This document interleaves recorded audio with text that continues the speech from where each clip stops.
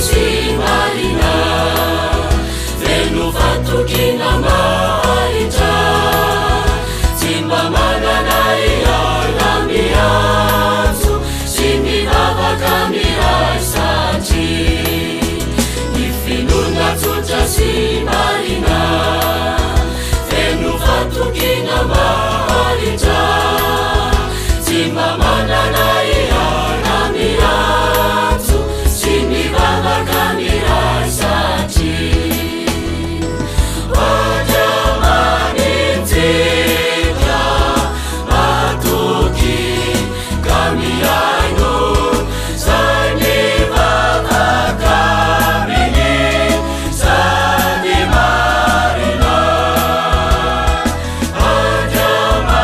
Majamanitsika matoky kamiaino zay mivavaka miny sady marina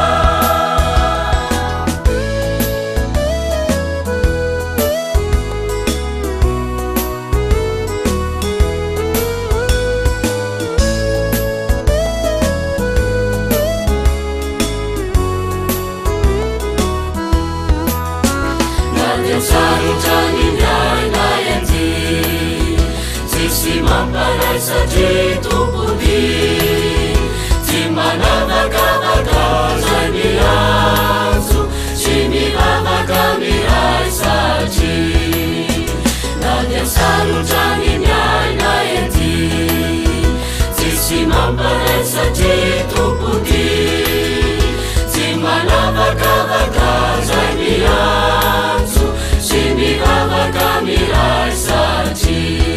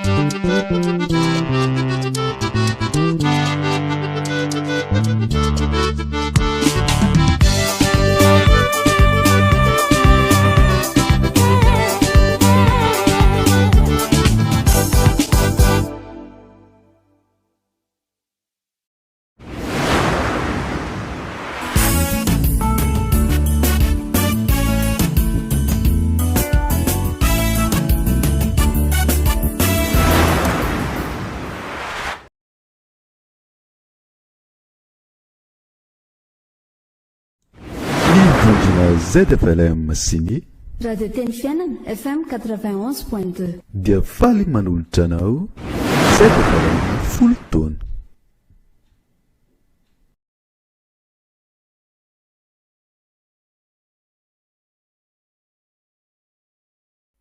RTL Sara.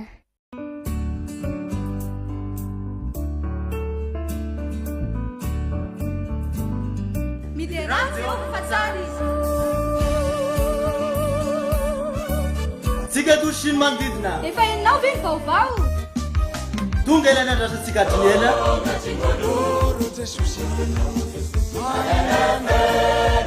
zendrakira ara-piresany tsara miafaka ho toto sany antsamino ny kristy avy amin'ny FLM masona tao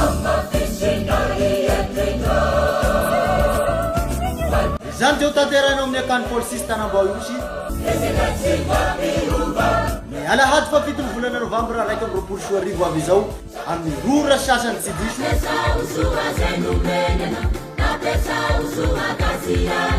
vidi-pidirana 2 arivo ariary fanasana ray alina ariary ho an'ny olondroa amboarana ny programmanao fa ase manokana no manina ho anao io zay hanehoana ny hira nafantaranao ny amekry hatram'izay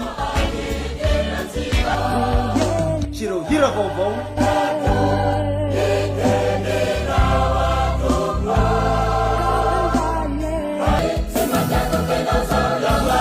sambasamba toy ilay ka hararoty keny hararotony ano dongama maro fa mikry manao raha io olay haky manay ho azonao ifamponaretana tsy io natsakano zay keny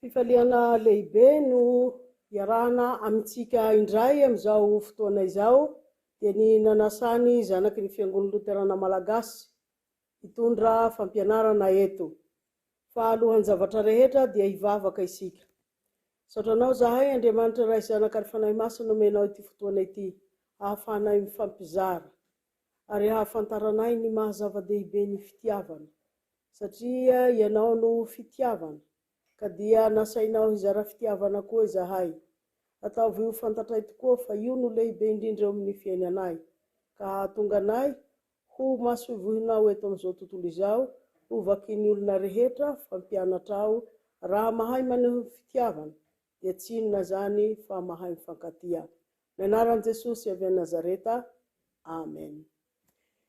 Ny anjara izay nomenahy dia ny lohahevitra hoe ny mahalehibe ny fitiavana manoloana ny fanantenana sy ny finoana. Ny mahalehibe ny fitiavana manoloana ny fanantenana sy ny finoana. Izany dia nakiny natao amin'ny Korintiana voalohany 7:12 na dia tokony ho vakintsika manomboka amin'ny 1 hatramin'ny 13 noho ny fifehezantsika ny fotoana dia ny 7:12 ihany no vakiko fa isika rehetra dia miara-manokatra ny baibolintsika hamaky io Korintiana voalohany 7:12 io fa ny 7:12 no vakintsika mivaky toy izao amin'ny anaran'i Jesosy. Ary ankehitriny dia reto telo roeto no mitoetra: ny finoana, ny fanantenana, ny fitiavana fa ny fitiavana no lehibe indrindra amin'ireo. Amen. Raha mijery ny fandikanteny nataony New American Standard Version of the Bible isika, na fandikanteny nataony ireo mpandikanteny ny Baiboly avy amin'ny Amerika, dia mahita isika fa miverina 2,700 ny voambolana hoe fitiavana. Midika fa teny manandanja izany sy manankolazaina, matoa miverina tahaka izany. Ary raha ny ray taona dia 5,700 andro. Dikan'izany na dia miteny fitiavana indray mandeha isan'andro, dia mbola misy ambiny be dia be. Manambara izany fa teto amin'izao tontolo izao dia banga ny fitiavana. Ary raha mijery isika na ny hira forony ny mpanakanto amin'izao tontolo izao, na eo amin'ny mpanakanto kristiana, dia olona mitaraina tsy ampy fitiavana. Mijery isika hoe lairangaha mitaraina hoe lasa ny vazaha ny vadiny, very fitiavana ny ezany. Ao koa ny milaza hoe zaho aza ampirafesina, banga fitiavana izany ka mitaraina. Manambara fa zavatra latsaka sy rava teto amin'izao tontolo izao ny fitiavana rehefa nanonta ny olombelona. Raha mijery nefa isika ny Jaona 7:12, Jaona 7:9, dia manondro mazava ilay tena fitiavana ao. Dia nilazan'Andriamanitra fa hoe fa toy izao ny tiavan'Andriamanitra izao tontolo izao, hoy Jano apôstôly, nomeny ny zanan'lahy tokana mba tsy ho very zay rehetra mino azy, fa hanina fiainana mandrakizay. Io lay fitiavan'Andriamanitra atao hoe tia ny olona rehetra, fitia agape, fitia tsy mitady ny azy, fa fitia manolotra. Raha nijery nanao fanadiadiana tany amin'ny internet aho, dia nahita fa hoe nisy karazany 8 ny fitiavana raha ny fandikanteny teny Grika. Ao la eros nataontsika hoe fitiavana momba ny firaisana ara-nofo na eo amin'ny mpivady na ny mpisakaiza. Ao ihany koa ny fitiavana eo amin'ny firahalahena na ataontsika hoe filia. Misy koa ny fitiavana atao hoe fitiavana milalao fotsiny fa tsy manana fikendrena hafa, dia lazaindry zareo hoe ludis. Ary misy ny fitiavana atao hoe pragma na fitiavana maharitra. Ary ao ihany koa ny hoe filatia. Io dia milaza hoe fitiavany olona ny tenany. Ary mazava io fa na isika rehefa mitanisa ny verba dia manomboka amin'ny hoe izaho, fa tsy manomboka amin'ny hoe isika. Ao ihany koa ny fitiavany mpianakavy, na ataontsika hoe storge amin'ny fiteny vahiny. Misy ny atao hoe fitiavana mihoam-pampana. Io zany fitiavana mihoam-pampana noho ny antony manokana. Fa zay tena lehibe indrindra dia ny fitia agape. Io lay fitiavan'Andriamanitra, io ny fitiavana ny olona rehetra. Ary hazavai ny filazantsara ny Mateo io, fa Andriamanitra mampiseho ny fitiavany antsika, mampirotsaka ny ranon'orana amin'ny marina sy ny tsy marina, mampiposaka ny masoandro amin'ny tsara fanahy sy ny ratsy fanahy. Io no manambara indrindra ny fitiavan'Andriamanitra. Fa nahoana ny fitiavana no atao hoe lehibe noho ny fanantenana sy ny finoana, na dia tany Paolo hoe miara-mitoetra izy 3, dia nolazainy hoe ny fitiavana no lehibe indrindra. Ny fitiavana irery no tsy novokary ny fahalalantsika, tsy avy amin'ny fiezantsika. Ny finoana dia avy amin'ny toriteny, zay ananantsika finoana. Ary ny finoana no lay tahaka ny tanana foana andraisantsika ny fahasoavan'Andriamanitra. Ary lazay ny Efesiana 4:15 io, fa fahasoavana no namonjena anareo amin'ny finoana, tsy avy amin'ny asa, fa ndrao isy hirehareha. Ny finoana zany no andraisantsika ny fahasoavan'Andriamanitra, omen'Andriamanitra antsika maimaimpoana. Fa ny fitiavana dia avy amin'Andriamanitra irery ihany. Ny fitiavan'Andriamanitra dia zavatry tsy takatry ny saina, lalina ary ny hirantsika aza dia manao hoe fitiavana ranovelona loha rano lalina tsy takatry ny saina mahaolona io no fitiavana io no mampiorina ny firaisantsika samy olona sy ny firaisantsika amin'Andriamanitra ary io no ambaran'ny teolojia ny hazo fijaliana Andriamanitra tiantsika amin'ny alalan'ilay hazo midina dia Andriamanitra tiantsika ka tonga olombelona tamin'ny alalan'i Jesosy hamonjy antsika fa ilay hazo mitsivalana kosa dia izao isika mitia ny hafa izany hoe Andriamanitra tiantsika isika izay nandray ny fitiavan'Andriamanitra dia mitia ny hafa ny fitiavana no lehibe indrindra amin'izy telo araka ny Korintiana 1:17-20 satria ny Jano 1:4-5 dia milaza hoe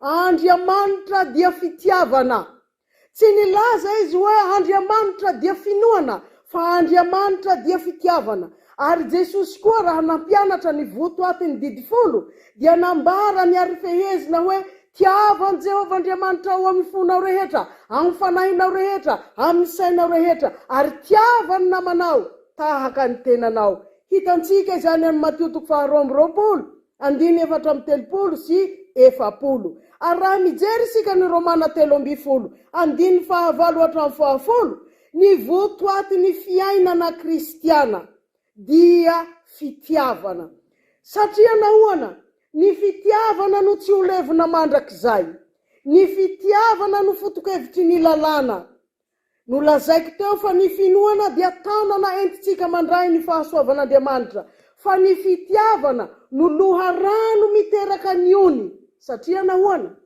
ny Galatiana 5 no manambara izany fa ny vokatry ny fanahy kosa dia fitiavana fifaliana fiadanana faharipo fahamoram-panahy fanaovantsoa fahamarinana izany hoe ilay Andriamanitra fanahy ilay Andriamanitra fitiavana no mahatonga anao hanampitiavana ary hitondra fifaliana sy fiadanana ary faharipo tsy misy manana fitiavana lehibe noho izao Jesosy dia manolotra ny ainy hamonjy ny sakaizany izany no mahalehibe indrindra azy satria fitiavatra manolotra hamonjy ny hafa ny finoana dia mamindra ny tendrombohitra ny fanantenana dia mahatonga anao hatanjaka sy hijoro hanantena ny zavatra iseho amin'ny hoavy fa ny fitiavana no iavian'izy rehetra nahoana ny fitiavana manolotra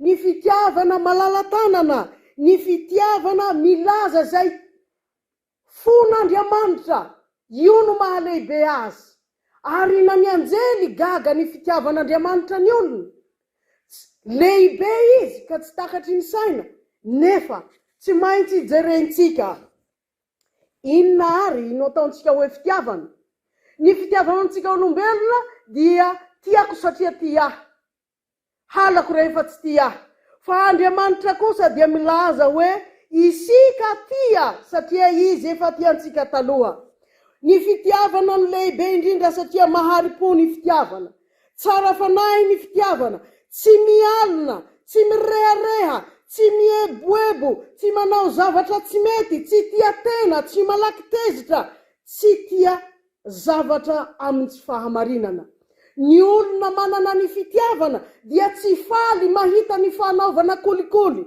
ny mahita ny zavatra tsy mety eo amin'ny firenena fa rehefa nandray fitiavana amin'ny Kristy izy dia io fitiavana amin'ny Kristy io no mifindra ho aminy ka mahatonga an'ilay presidany Tanzania teo aloha manao hoe raha hitanao fa misy endrik'Andriamanitra ny eo amin'ny zaza zay tangorona ny lalitra ny tarehiny dia ny anjaranao raha nahazo fitiavana amin'Andriamanitra ny mamafa sy manasa ireo zaza ireo hiendrika ny mahazanak'Andriamanitra azy voalazany ten'Andriamanitra fa Andriamanitra dia fitiavana ary rehefa nandinika isika ireo soratra masina ireo dia i Paoly tena manindry sy manao ambony hoe lehibe ny fitiavana nahoana tahaka ny kipantsona ianao miteny ihany manao pilivava fa raha tsy vokatry ny fonao io dia mety hitsahatra mety tsy hisy ary tsinotsinona satria nahoana tsy vokatry ny fo maty ny finoana tsy misy asa, maty ny fiainana kristiana tsy misy fitiavana, mangaihay. Jereo amin'ny fiainana an-tokantrano, rehefa tsy ao ny fitiavana dia tahaka ny tsy tokantrano ilay tokantrano. Fa mangaina, lehibe ny fitiavana ambony zavatra rehetra satria ny fitiavana dia ipoira ny finoana. Ny olona manam-pitiavana dia hita amin'ny alalan'ny finoana ny asa ataony. Misy tononkira anankiray hirainy ty mpanakanto foreigner dia manontany izy hoe te hahalala aho ahoana ny inona moa natao hoe fitiavana. Dia ny soratra masina eto no manazava izany. Tsy mahasoa ny fitiavana lazaina, fa ny fitiavana iainana. Io no mahalehibe azy satria io no mampiaina ny fiarahamonina sy ny fiangonana. Dia hoy ny tenin'Andriamanitra, ry malala, aoka hifankatia isika satria avy amin'Andriamanitra ny fitiavana. Izay rehetra nateraka Andriamanitra ka mahalala an'Andriamanitra, izay tia no mahalala an'Andriamanitra. Izay tsy tia dia tsy mahalala an'Andriamanitra satria Andriamanitra dia fitiavana. Fehiny, raha mijery ny fifankatiavana eto amin'izao tontolo izao isika, dia efa nihoarany izao tontolo izao ny fitiavan'ny kristiana. Ialana tsiny miresaka an'izany. Raha mijery isika ireo mpisotro toaka, ialana tsiny mandray izay ohatra izay. Fa ny zavatra hita rehefa mandray vera ireo olona ireo, dia sady mifaly no manao hoe salama, milamina ihany tsika, inona no hatao antsika, mahay miserasera. Fa ny fifankatiavan'ny kristiana resahina sy atao tsy anjery ary lazainy. Kanefa hoy ny soratra masina, anaka, aoka tsy ho tia amin'ny, aoka isika ho tia amin'ny fo, ary aoka tsy ho tia amin'ny teny na amin'ny lela ihany isika, fa amin'ny asa sy ny fahamarinana. Ambony sy lehibe ny fitiavana satria raha ianao no manam-pitiavana dia miasa. Ary io no lazainy Titosy hoe fa amin'ny zavatra rehetra asehony tenanao fianarana ny asa tsara. Ny olona manana fitiavana no afaka manao asa tsara. Dia hoy Martin Luther, ny olona tsara no manao asa tsara. Raha lazaina amin'ny teny hafa dia zao, ny olona manana fitiavana no afaka hanao asa tsara. Maka fotoana kely isika zanaky ny fiangonana Luterana Malagasy. Ahoana ny fampitahanao ny fiainanao araka io Korintiana 1:7-12 io. Mora ve ny miresaka azy toy ny kristiana? Sa mitovy amin'ny fitiavany kristiny ianao? Fitiavana manolotra, fitiavana mahery ny fahafatesana, fitiavana manarona fahotana maro. Izany no anehoan'Andriamanitra ny fitiavany antsika. Naniraka an' Jesosy izy, io no mahalehibe ny fitiavana, satria Andriamanitra dia fitiavana. Ny sarobidy tao aminy no nomeny ny tiavan'Andriamanitra antsika. Dia izao, asainy hifankatia isika satria zanak'Andriamanitra. Raha izanaiza misy toerana kristiana dia ampoizy ny olona fa ho vakina ao amin'izao tontolo izao, ho fantatra identification halalana azy. Izao no ahafantaran'ny olona fampianatro ianareo raha mahay mifankatia. Masoy vohony Kristy ny kristiana mandehandeha eto amin'izao tontolo izao. Ahoana ny fandehananao? Ahitany olona ny Kristy ve? Any atsimo misy izay osy izay, misy kavina. Ka izany ilay kavina famantarana fa osy avy amin'ny tosika fameny. Ka na mandehandeha izy dia fantatra hoe avy amin'ny osy ny fiavota ity, na tosika fameno ity, na lalantsika azy. Inona no ahalalan'ny olona raha mandehandeha ny zanaky ny fiangonana Luterana Malagasy? Mila mot de passe ve ny olona, fa ny andrasany olona amin'ny zanaky ny fiangonana Luterana Malagasy dia ny kavina izay hita eny amin'ny sofiny dia ny fitiavana. Ka na mandeha izy, na matory izy, dia fantatry ny olona hoe olona mitafy an'i Kristy. Ambony ny fitiavana, ambony ny toerany, satria Andriamanitra dia fitiavana. ka raha Andriamanitra no fitiavana dia lehibe noho ny finoana satria ny finoana dia avy amin'Andriamanitra, ny fanantenana dia avy amin'ny alalan'ny finoana. Dia hoy Paoly ankehitriny dia reto toelo reto ny mitoetra: finoana, ny fanantenana, ny fitiavana, fa ny fitiavana no lehibe indrindra.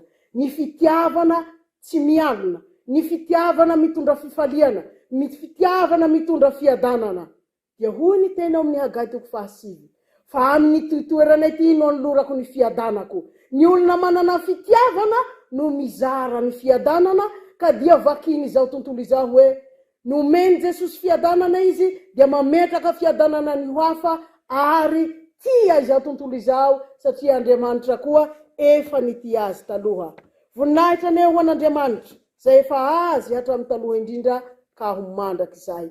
Amen. Ivavaka isika. Mifona aminao zahay Jesosy fa miresaka ihany ny fitiavana.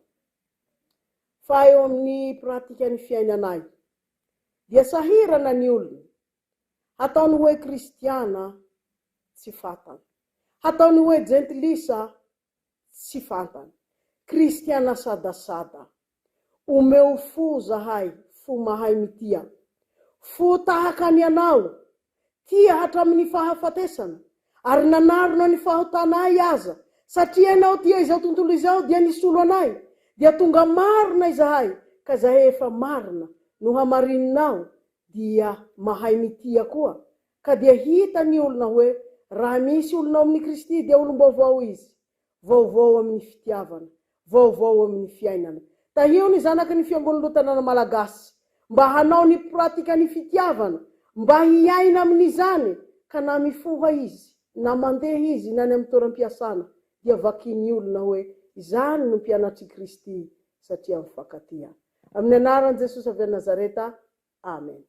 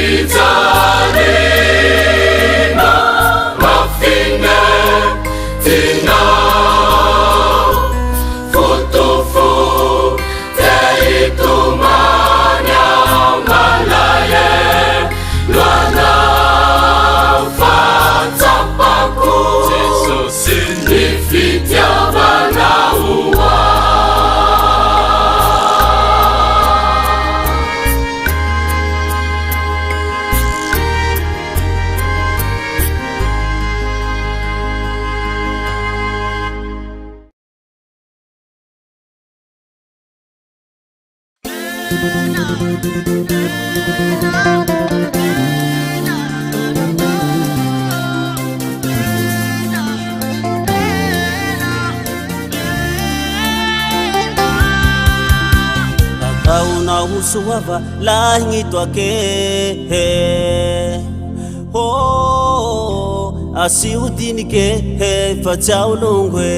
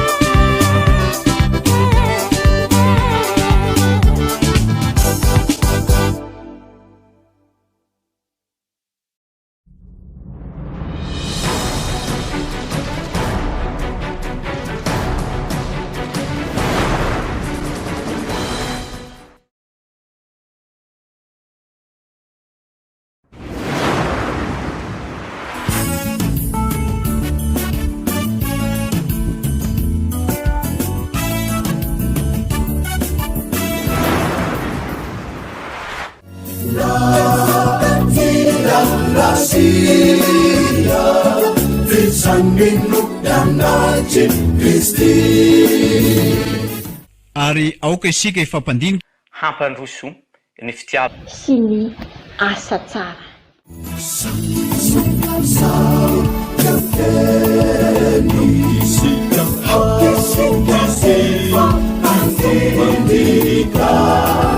hampandrosondroso ny fitiavana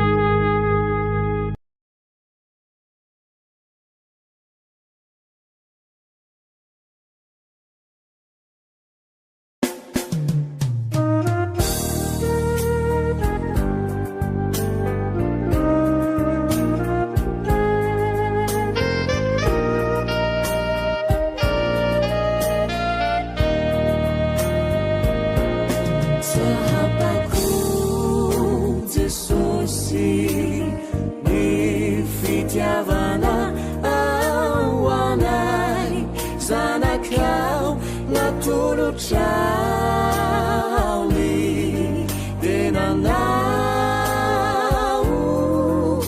Gamati ma isu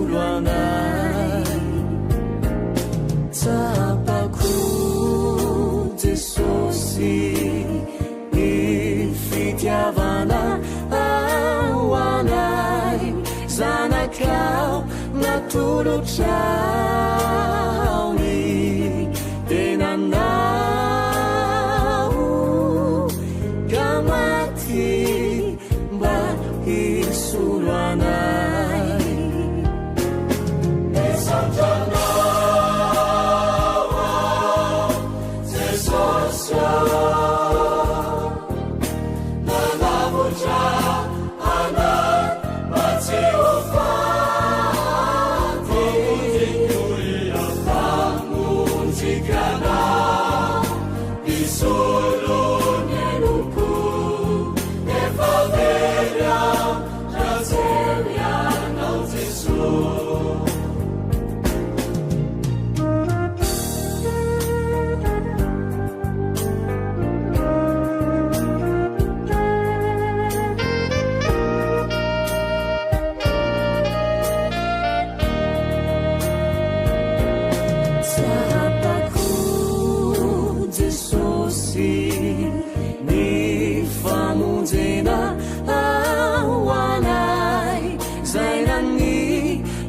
tsy mendry kiazao dia tsy manola avinao tsapako Jesosy ny famonjena ao anay zay nany na de tsy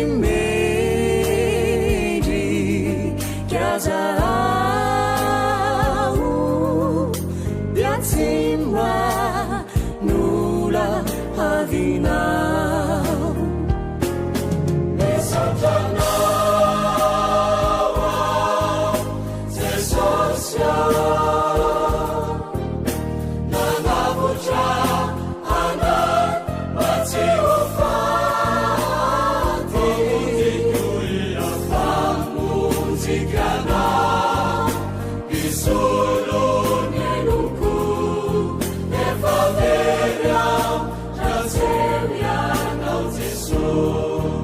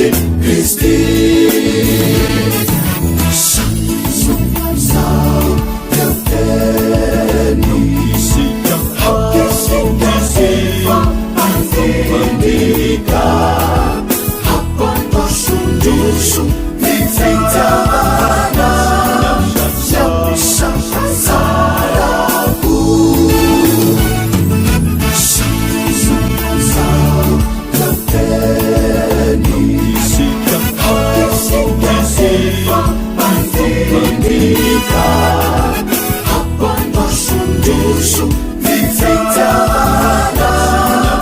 Yapisapasaraku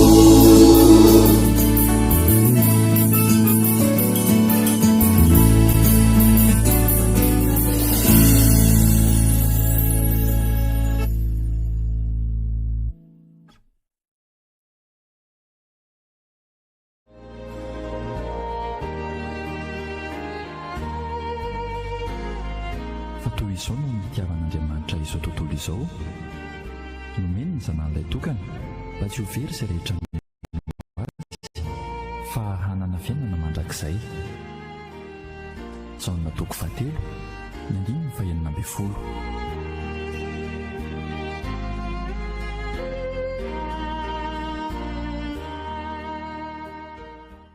Radio Teny Fiainana 91.2 MHz.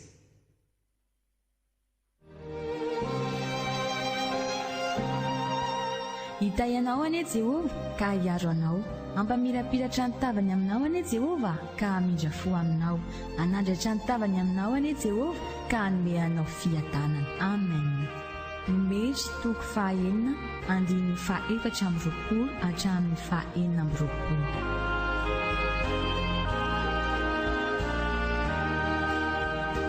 L'Éternel te bénisse et te garde. L'Éternel fasse lever la lumière de sa face sur toi et use de grâce envers toi. L'Éternel lève sa face sur toi et te donne la paix. Amen. Nombre chapitre 6, versets 24 à 26.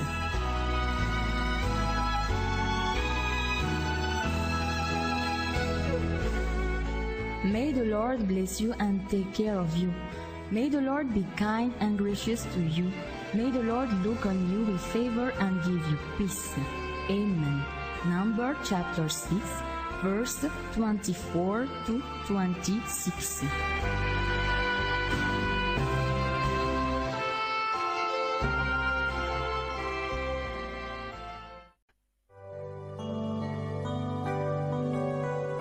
Ankasitrahana hatrany ianao ny amin'ny fanaranao tsy tapaka ty onjam-peo mamitsika ity dia ny raiky amin'ny 90 teboka MHz izany.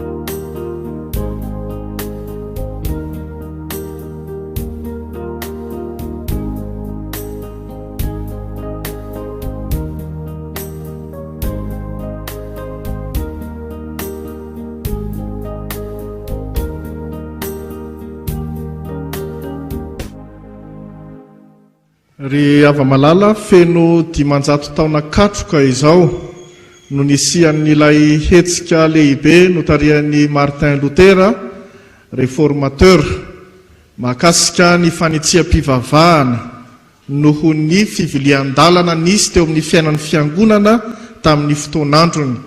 Raika amin'ny 30 oktobra 1795 no nametahany Luther ny fanehoan-keviny tamin'ny alalan'ny peta-drindrina teo amin'ny varavaran'ny fiangonana tany Wittenberg any Allemagne tamin'izay fotoana izay, nilazany ny tsy fitezan-javatra rehetra teo amin'ny fiainan'ny fiangonana tamin'izany fotoana izany, ary niezahany ihany koa nanambara ny fahamarinan'ny soratra masina izay efa nofakafakainy teo ambany fitarian'ny fanamasina.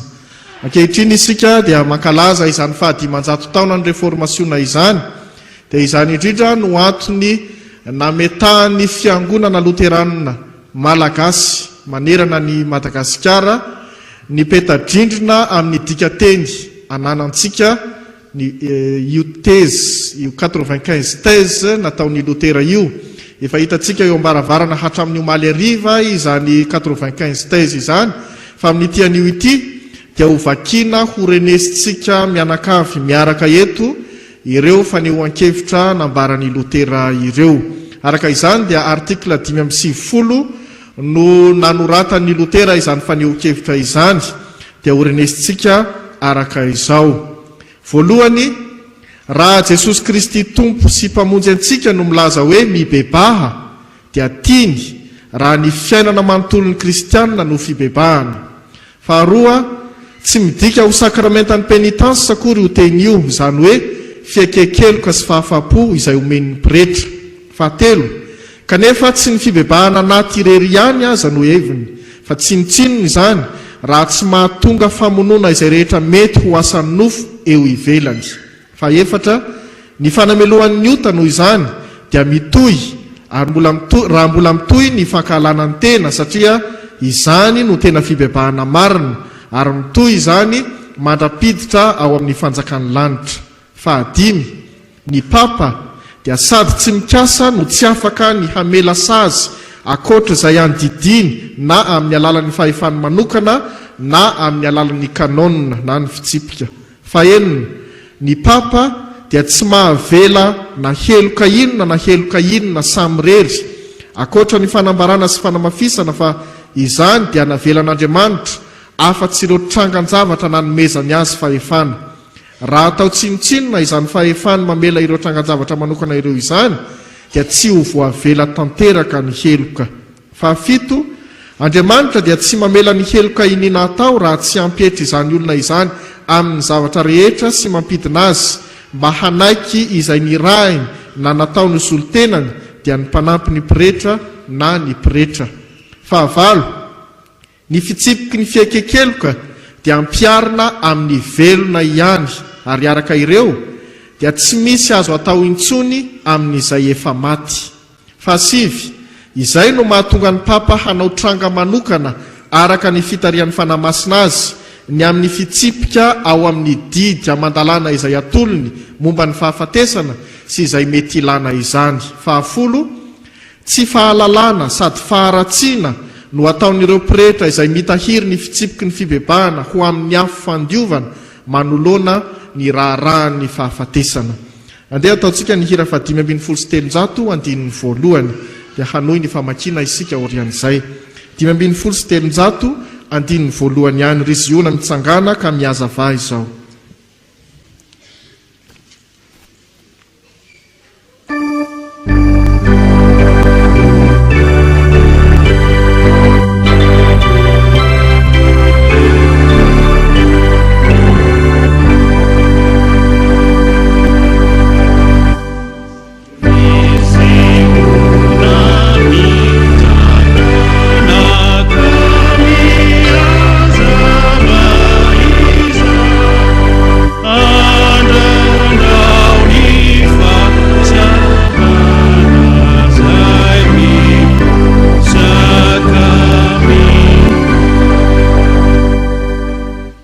Fahafolo, tsy fahalalana sady faharatsiana no ataon'ireo mpirehetra izay mitahiry ny fitsipiky ny fibebahana ho amin'ny afo fandivana manoloana ny raharaha ny fahafatesana. Fa 1 azafady no tokony hanomboana azy.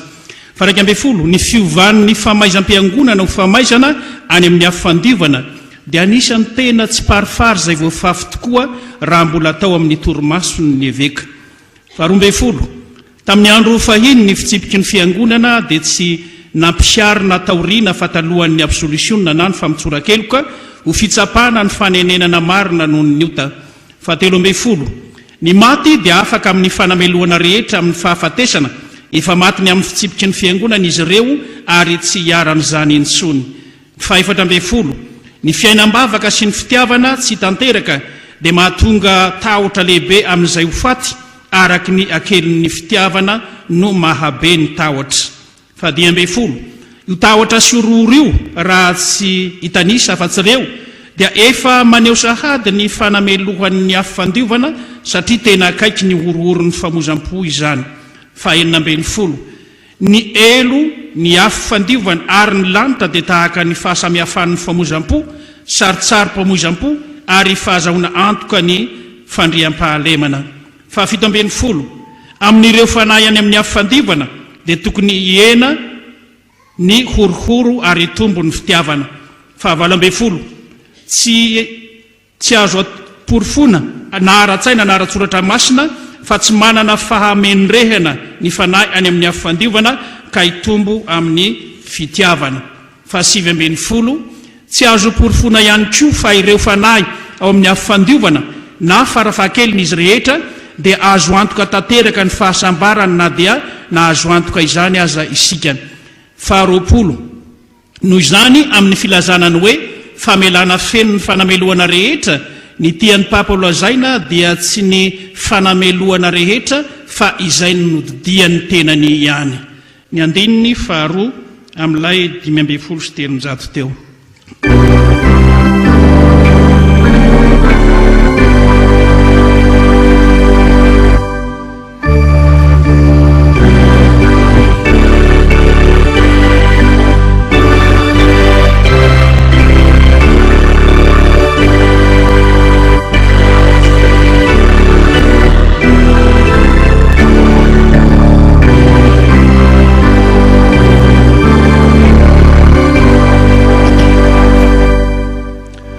Andininy fa 20 noho izany ireo mpitory ny indulgence taratasy famelan-keloka dia latsaka amin'ny fahadisoan-kevitra raha milaza fa ny indulgence ny papa no mahafaka ny olona amin'ny fijaliana rehetra sy mahavonjy azy.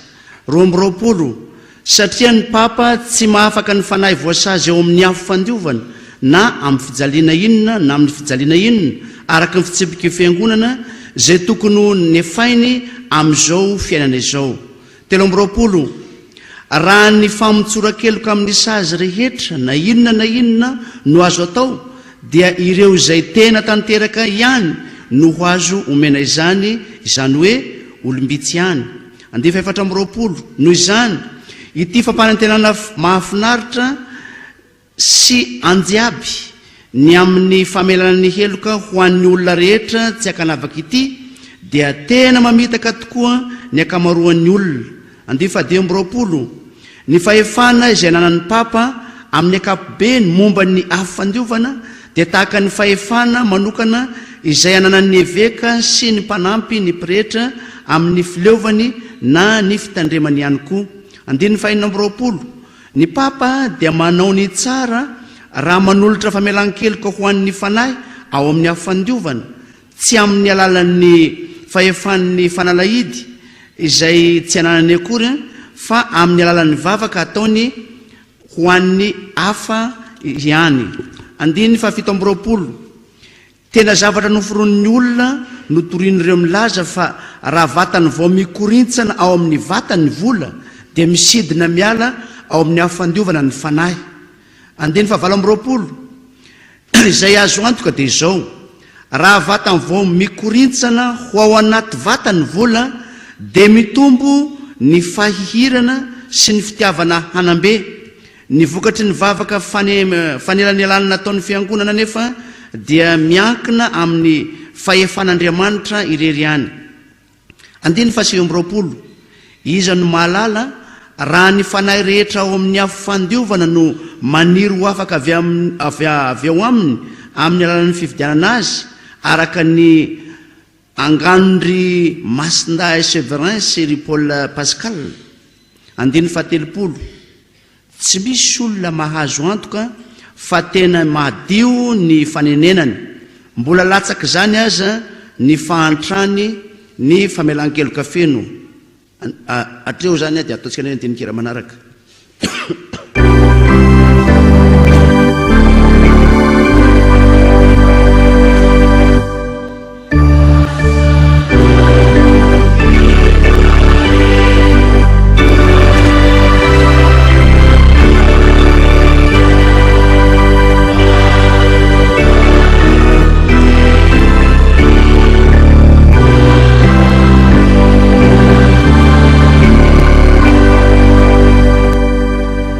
Raika amin'ny 30 mahalana ihany koa ny ahitana olona izay mividy indulgence tena izy tahaka ny tsy fahitana olona miaikeloka marina, izany hoe tena vitsy ny olona tahaka izany.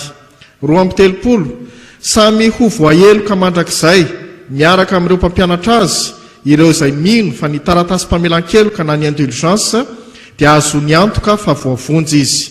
30 tsy maintsy alavirina mihitsy ireo olona milaza fa ny indulgence avy amin'ny papa dia fanomezan-dehibe omen'Andriamanitra ka amin'izany no ampihavan'ny olona aminy. 30 fa ireo fahasoavan'ny famelan-keloka ireo dia mahakasika ny famaizan'ny fahafaham-po sakramentaly ihany, ary izany dia zavatra izay namboarin'ny olombelona ihany. 30 mitory fampianarana tsy kristianina ireo izay mampianatra fa tsy ilaina ny fanenenana ho an'ireo mikasa hividy ny fanahin'ireo amin'ny afandiovana na ireo te hividy ny taratasy mpamelan-keloka. 30 ny kristianina rehetra mibebaka marina noho ny fahotany no manana zo hahazo famelan-keloka tanteraka amin'ny fahotany sy ny famaizana azy, na dia tsy manana ny karatry ny indulgence akory aza izy. 17 ny kristianina marina rehetra na velona na maty dia manana anjara amin'ny fitahian'ny Kristy rehetra sy ny fiangonana, ary izany dia omen'Andriamanitra azy na dia tsy misy ny taratasy mpamelan-keloka aza. 30 na dia izany aza ny famelan-keloka sy ny fandraisana anjara amin'ireo fitahian'ny fiangonana izay natolotry ny papa dia tsy tokony atao tsinotsinona, satria ireny araka izay nolazaiko dia fanambarana ny famelan-keloka avy amin'Andriamanitra. 30 tena sarotra mihitsy, eny na dia ho an'ireo teolojianina tena maranitra aza ny manandratra avo eo amin'ny olona ny herin'ny famelan-keloka sy ny filanan'ny fanenenana marina amin'ny fotoana iray. 40 ny fanenenana marina dia milatsaka sy tia famaizana, fa ny famelan-keloka malalaka kosa dia tsy miraharaha famaizana ary farafahakeliny mamorona anton-javatra hankahalana azy ireo. Ny andininy fahaefatra amin'ny hira teo no ataontsika izao.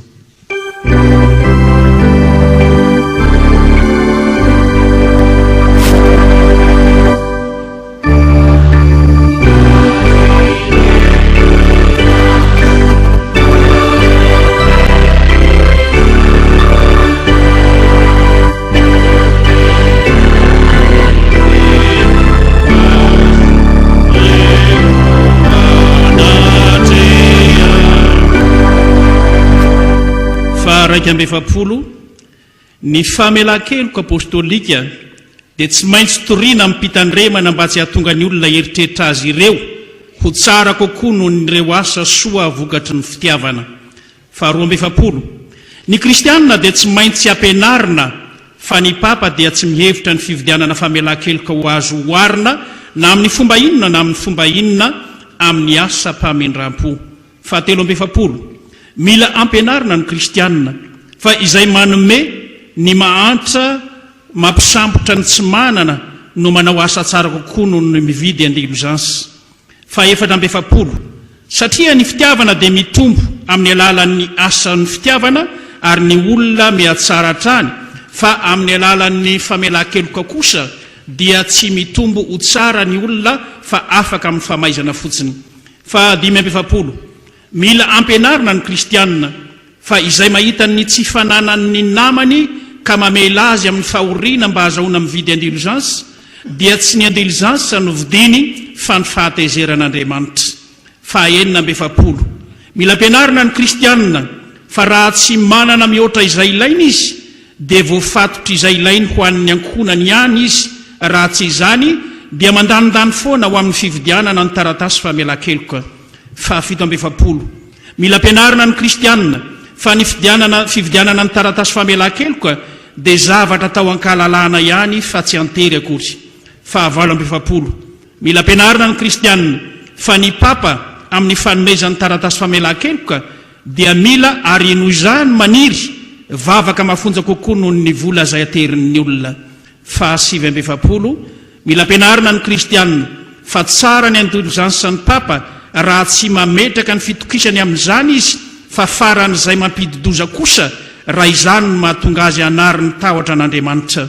Fahadimampolo, mila ampianarina ny kristianina fa raha mba fantatry ny papa ny fampandoavam-bola tsy handrary ny ataon'ireo mpitory indiligensa dia naleony mijery ny katedraly ny masinda-pera lasa lavenina toy izay nanangana azy amin'ny hoditry ny nofo sy ny taolan'ny ondriny. Ny andininy fahadimy amin'ilay hira 5:7 teo.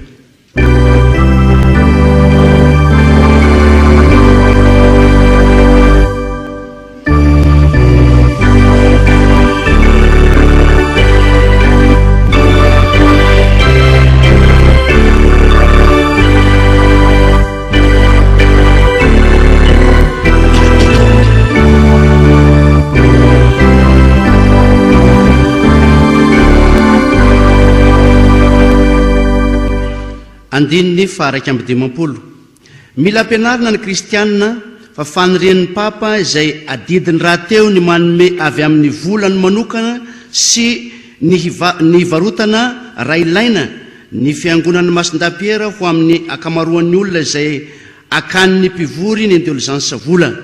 Faharoa amby dimampolo, tsinotsinona ny fahazoanantoka ny famonjena amin'ny taratasy famelan-keloka na dia ny tantapan'ny papa aza, eny na izy tenany mihitsy aza no mahafoy ny ainy ho antoka amin'izany.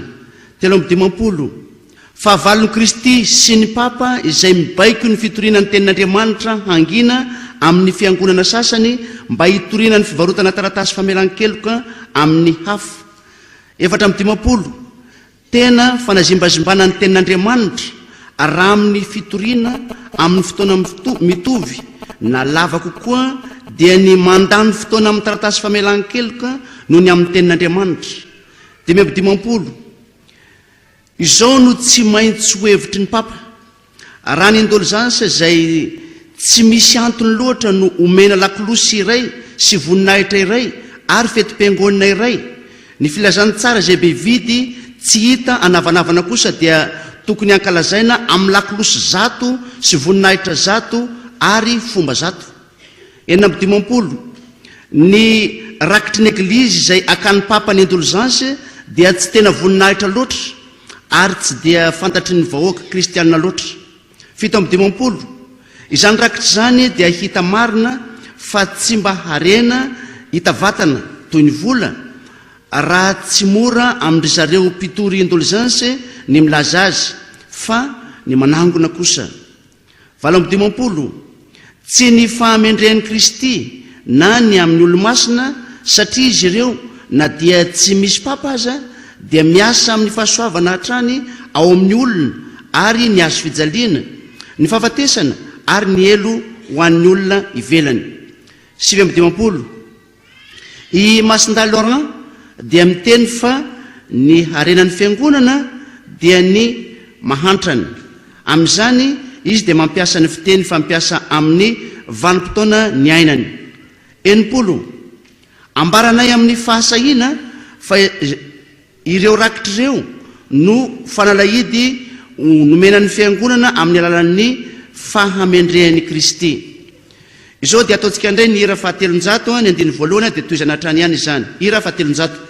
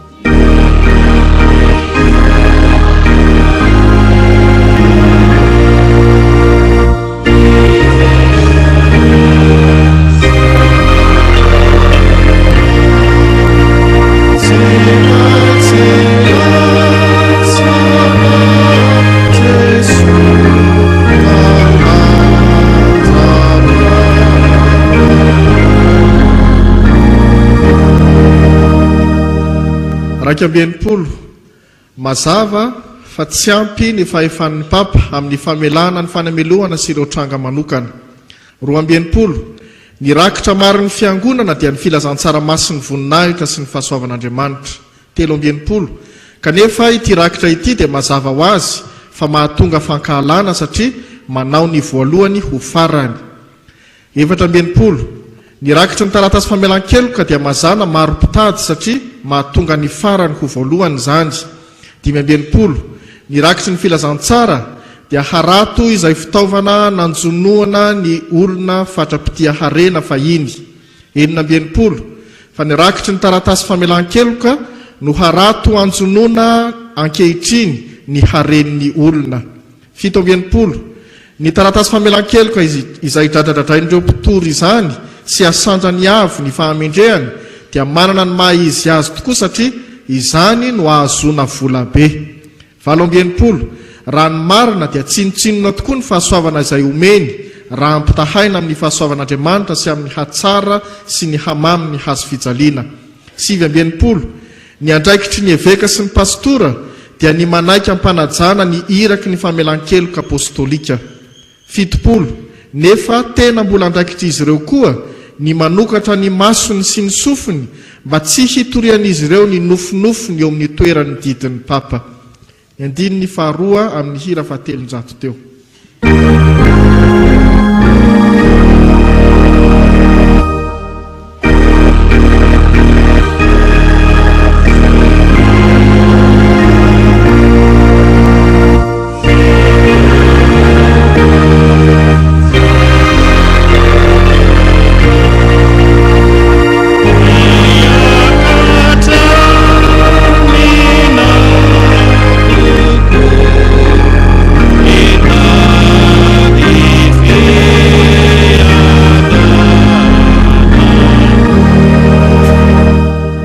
Raika amin'ny fitopolo voaozona izay miteny manohitra ny fahamarina ny famelan-keloka apostolika. Faharoa amin'ny fitopolo fa hotahiana kosa ne izay miambina manoloana ny fanirian-dratsy sy ny teny foana izay ataon'ireo mpitory ny taratasy famelan-keloka.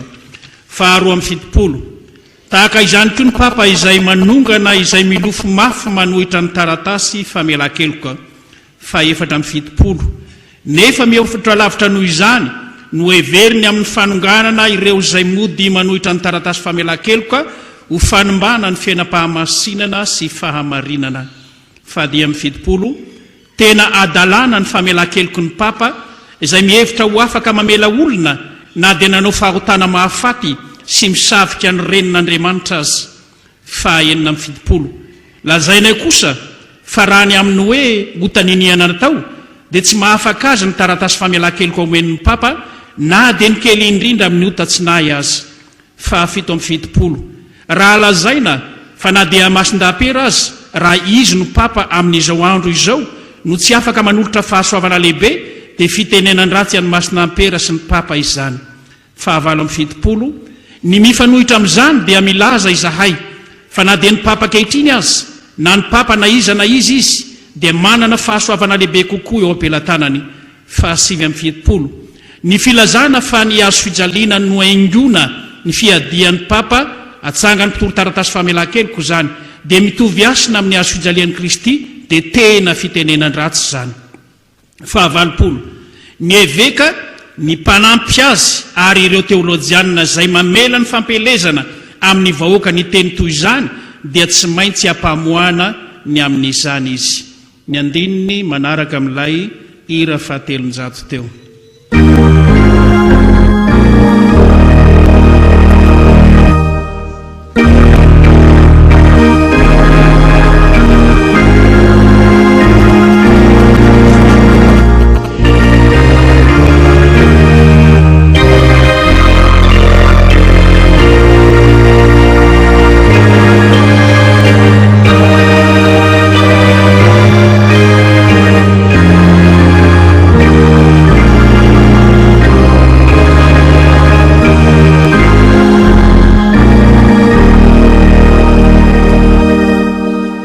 raika amby valopolo. Izao toroteny momoafady ny amin'ny taratasy famelan-keliko zao dia mahatonga fahasarotana na dia amin'ny olona mahay indrindra azy ny fiarovana sy ny fanajana tokony ho amin'ny papa ny amin'ny fanaratsiana sy ny fanontaniana mamandripandrika ataony olona. Ohatra andy faharoa amby valopolo, ohatra nahoana tsy foanan'ny papa ny afandiovana amin'ny alalan'ny fitiavana madio sy ny filana lalan'ireo fanahy lalina ao raha anavotra ireo fanahy tsy hita isa amin'ireo vola maloto izay entiny ananganany katedraly. Ireo antony voalohany no tena marina fa ny tateoriana dia tsy misy dikany. Telo amby valopolo, ahoana moa no mbola atsiarovana sy ankalazana ny fetin'ny maty, ary ahoana no tsy amerenany sy ny tsy amelany ny fisotonana ireo vola na loha izay nanavotana azy satria diso sy mivavaka ho an'ireo ny mivavaka ho an'ireo efa voavitra. Efatra amby valopolo, ary indray inona moa izany fahamasina vaovao ananan'Andriamanitra sy ny papa izany nohony amin'ny vola dia omeny fahefana ny tsy mino ary ny fahavalo omeny fahefana. Anafaka ny fanahy tia vavaka sy tian'Andriamanitra nefa nolaviny kosa ny anafaka maimaim-poana io fanahy mpivavaka sy tia io amin'ny alalan'ny famindrampony sy ny fitiavany no ny fijaliany izany fanahy izany. Dimy amby valopolo, ary indray nahoana ireo fitsipiky ny fiangonana momba ny fibebahana efa hatramin'ny ela no eo amin'izao toerana misy azy izao izay efa foana noho ny fahafatesana ary ankehitriny afa-po indray amin'ny alalan'ny fanomezana ny taratasy famelan-keloka toy ny hoe mbola velona sy manan-kery. Enina amby valopolo, ary indray nahoana ny papa izay manana harena be ankehitriny noho ny tena mpanan-karena no tsy manorina ny katedralin'ny Masindapiera amin'ny alalan'ny volany manokana fa amin'ny volan'ny mpino mahantra. Fito amby valopolo, ary indray inona moa ty famelan-keloka tolotry ny papa ity, ary inona no fampandraisana anjara homeny ireo izay manenina tanteraka ka manana zoa hazo famelan-keloka feno fandraisana anjara amin'izany fahasoavana izany. Valo amby valopolo, ary indray tombotsoa lehibe manao hoana moa no ho tonga amin'ny fiangonana raha ny papa no manome famelan-keloka injato isan'andro ny mpino rehetra toy izay manome taratasy famelan-keloka sy ny fahasoavany indray mandeha monja.